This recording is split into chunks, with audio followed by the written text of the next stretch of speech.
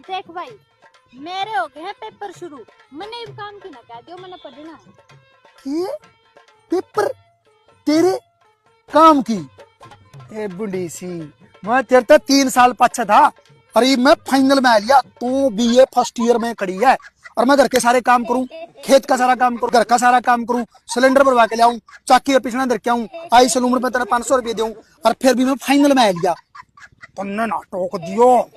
भाई एक्सपीरियंस होना बहुत जरूरी है। जब तक मेरे बीए का 1-1% याद नहीं हो जाता नहीं, मैं बीए में तो नहीं सरकूंगी। अगर ये 3 साल की है नहीं, 8 साल में करूंगी, फिर 1-1% याद करके मान लूंगी। अनुभव भी कोई चीज हो है। ये तेरा यो अनुभव है नहीं, यो अपनी जमीन सरकाओगा, जमीन बेचनी पड़ेगी बाबू ने। चल पढ़ा रहो। ते फीस पुगावांगे तेरी, आगे चुप कर बात गणेश उदे उजाड़ेगी बे।